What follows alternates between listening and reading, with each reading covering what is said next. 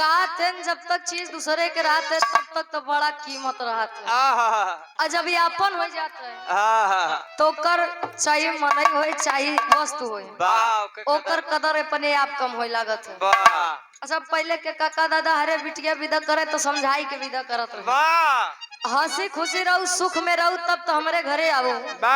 अनाई तो लड़ झगड़ के हमारे बेइज्जती करावे नहीं आओ। आज के माई बाबू पहले समझाई के विदा करत है जाए अगर तनिको दुख तकलीफ होए तो जवन तो का सामान दिए छोटकवा सिलेंडर जवन तो का दिए नहीं उतरे तो तार गुजारा दुई परानी के हो जाए तोरे दुलाऊ बढ़िया कमाबो करत है तोरे माई बाबू के दरवाजा तोरे खातिर हमेशा खुला रहे धीरा चली आओ या से बिटिया और अपने मन दुलैया का अपने दुलावा से का कहे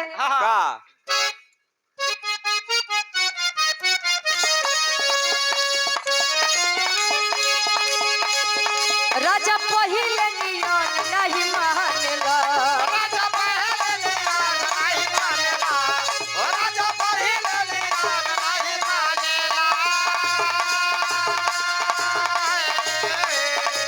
अपना मेहरी के गैर लेखा जानेला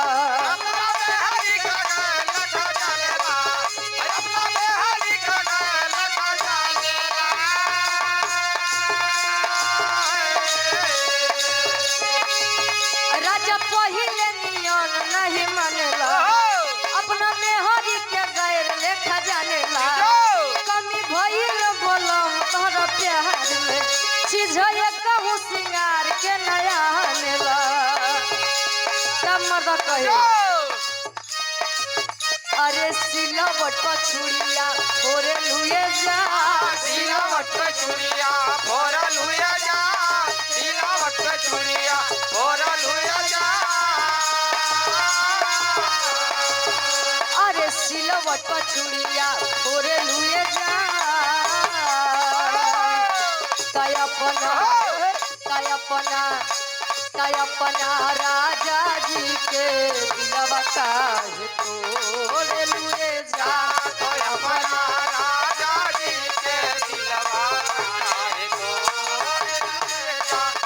अपना राजा जी के दिलवा काहे तोरे लुए जा राजा पहिले लियार नहीं मानेला अपना मेहरी के गैर लेखा जानेला राधे भाई बाबा राम तोहरा प्यार में जे धरा कहूँ सिंगार चला अरे सिलवट पर छुड़िया फोरे लुए जा सिलावट पे छुरिया फोरे लुए जा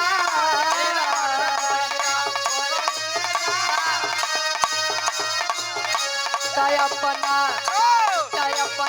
राजा जी के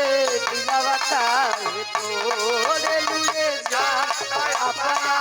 राजा जी के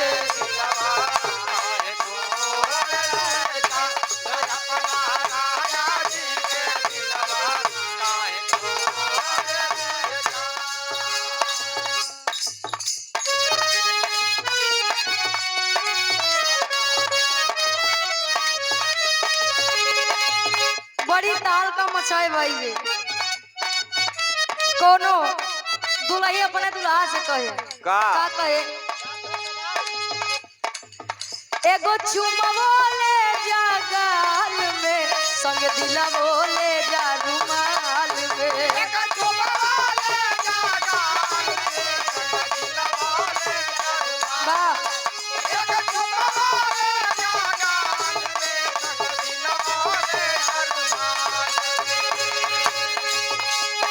जहाँ तारा रजवा चढ़ी के जहाँ जवा पढ़िया न मोहन के जाल में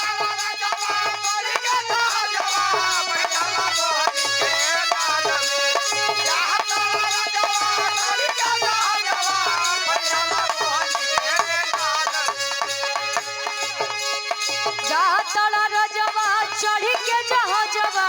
पढ़िया न मोहन के जाल में एगो चुमवो ले जा गाल में संग दिलवो ले जा रुमाल में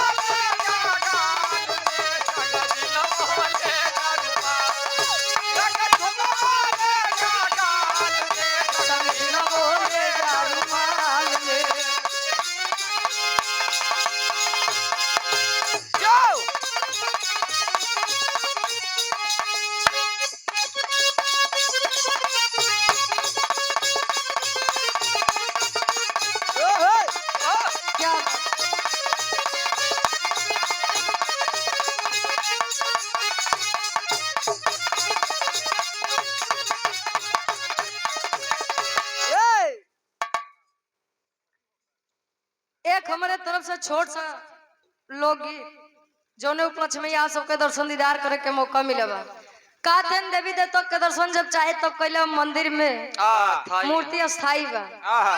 लेकिन मनई के दर्शन आज के समय में बड़ा सौभाग्य से मिलत बा। भाग्य के आगे 100 लागत।